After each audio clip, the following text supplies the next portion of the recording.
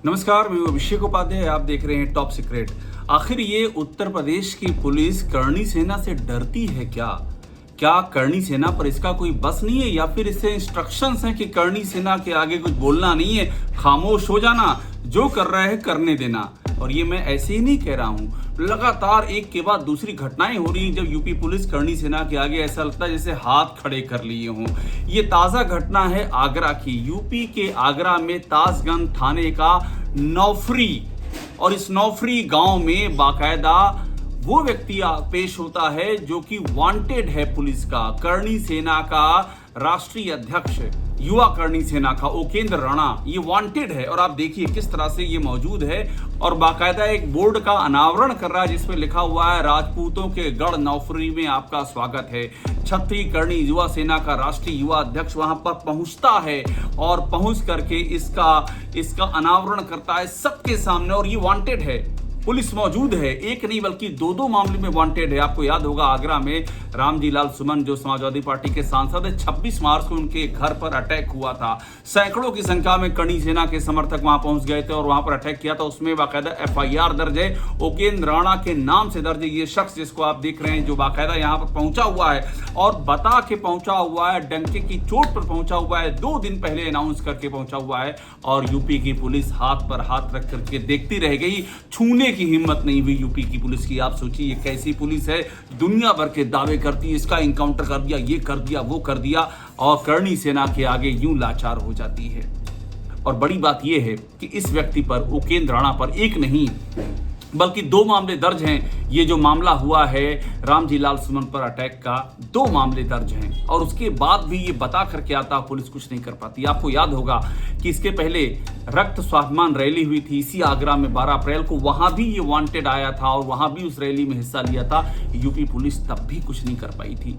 चलिए, वहां तो फिर भी माना कि भीड़ थी, हजारों की संख्या थी उस समय। ये 1 मिनट के लिए मान लेते हैं कि लॉ एंड ऑर्डर की स्थिति होगी, पुलिस नहीं पकड़ पाई। हालांकि पुलिस ऐसे दूसरे मामलों में किस तरह से पकड़ती है लोगों को, वो भी एक उदाहरण है। वहां लॉ एंड ऑर्डर की कोई समस्या नहीं होती, वहां तो बुलडोजर चलते हैं, वहां तो पुलिस आ जाती है, PSC आ जाती है, तमाम एक्शन हो जाते हैं। लेकिन करणी सेना 12 अप्रैल को रक्त स्वाभिमान रैली में खुलेआम पुलिस की मौजूदगी, वहां पर तलवारें लहराई जा रही थी, वहां डबल बैरल की बंदूक लहराई जा रही थी, पुलिस कुछ नहीं कर पाई थी।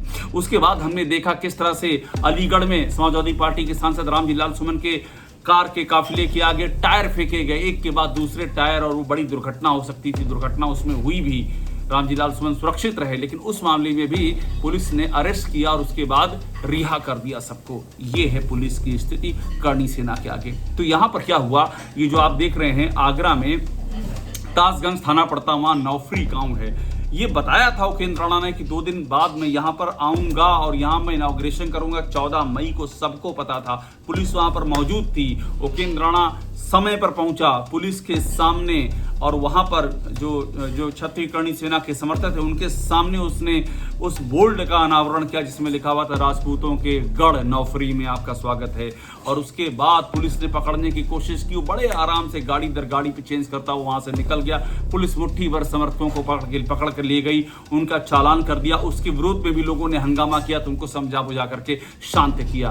अब आप सोचिए ये यूपी में किस कानून का राज है? ये वही पुलिस है जिसे सुप्रीम कोर्ट कह चुका है कि यूपी में लॉ ब्रेकडाउन हो चुका है, कंप्लीट ब्रेकडाउन ऑफ लॉ हो चुका है। और इस कंप्लीट ब्रेकडाउन ऑफ लॉ का एक उदाहरण तब मिलता है जब करणी सेना के सामने एक नहीं बल्कि बार बार ऐसा लगता है जैसे कि पुलिस सरेंडर कर रही है। वही पुलिस है जो परशुराम यात्रा को रोक लेती है लखनऊ में, वहां इनको ताकत में कोई कमी नहीं होती, उसको रोक लेते हैं बाकायदा। ये चंद्रशेखर आजाद को रोक लेती है जब भीम आर्मी के समर्थकों के साथ में वो संभल की ओर जाते हैं, वहां भी इनकी ताकत में कोई कमी नहीं पड़ती है। ये अखिलेश यादव की तमाम जो सभाएं और रैलियां और तमाम उनके कार्यक्रम होते हैं, जब जी चाहा वहां पे ये रोक लेते हैं, वहां भी पूरी ताकत लगा लेते हैं, वहां इनको कोई कमी नहीं होती है। सबसे इनकी समस्या पैदा तब होती है जब मामला करणी सेना का होता है, और यहीं पर सवाल ये उठता है कि आखिरकार करणी सेना के पीछे कौन है। और बड़ी बात तो ये है, ये बात विपक्ष की नहीं है, बात आ जाइए बीजेपी के अपने समर्थकों की। जिस परशुराम शोभा यात्रा को रोका गया था, वो लोग तो चीख चीख के कह रहे थे, साहब हम तो माने जाते हैं कि हम बीजेपी के समर्थक हैं, हम तो बीजेपी को वोट देते हैं, इसके बाद भी हमको रोक लिया गया, पुलिस ने हमको जाने नहीं दिया। जबकि उनके कार्यक्रम में डिप्टी सीएम ब्रजेश पाठक को भी आना था, यानी कि आप परशुराम यात्रा को रोक लेंगे। आप जो है भीम आर्मी को जाने से रोकेंगे, आप अखिलेश यादव को रोकेंगे, राहुल गांधी को रोकेंगे, दुनिया भर को रोक लेंगे, लेकिन आप करणी सेना के आगे सरेंडर हैं। आखिरकार ये कैसी पुलिस है और ये किसका आदेश है? पीछे कौन खड़ा है करणी सेना की? ये सवाल तो उठेंगे ही उठेंगे, और ये सवाल उस दौर में और उठेंगे जब प्रयागराज से लेकर के आगरा तक एक के बाद दूसरी घटनाएं हो रही हैं। प्रयागराज में मालूम पड़ा कि वो सलार मसूद के मकबरे पर चढ़ गए, वहां चढ़ करके उनकी तस्वीरें आई, वहां उपद्रव करते हुए तस्वीरें आ गई, आगरा में तस्वीरें आ गई, अलीगढ़ में तस्वीरें आ गई। हर बार ये हो रहा है कि एक्शन ना के बराबर है, कहीं होता भी है तो जमानत दे दी जाती है, और यहाँ तो उपेंद्र राणा आया, आंखों के सामने चला गया, उसको रोक नहीं पाए। और आप बताइए, इसे कहते हैं ये राम राज्य है? इसे कहते हैं कानून व्यवस्था है? आप ये क्या मैसेज दे रहे हैं? आप अगर करणी सेना को ऐसी छूट दे रहे हैं तो फिर घोषित कर दीजिए कि वही ऑफिशियल सेना है, वही ऑफिशियल पुलिस है, लोग उसी के पास जाएं अपनी समस्याओं को लेकर के, जो खुलेआम डंके की चोट पर ऐलान करके चुने हुए सांसद को धमकी देती है और आप उसका कुछ नहीं कर पाते हैं। तो ये है यूपी की स्थिति, और इस यूपी की स्थिति के बारे में इस दौर में बात करना बहुत जरूरी है।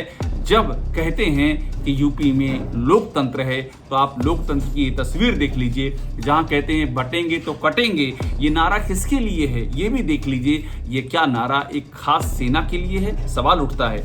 ये क्या नारा एक खास जाति समुदाय के लिए? ये सवाल उठता है। और इस सब के पीछे जो यक्ष प्रश्न ये है, वो ताकत कौन है जो पीछे से इनको अभेदान देती है? टॉप सीक्रेट को देखते रहिए, लाइक कीजिए, सब्सक्राइब जरूर कीजिए।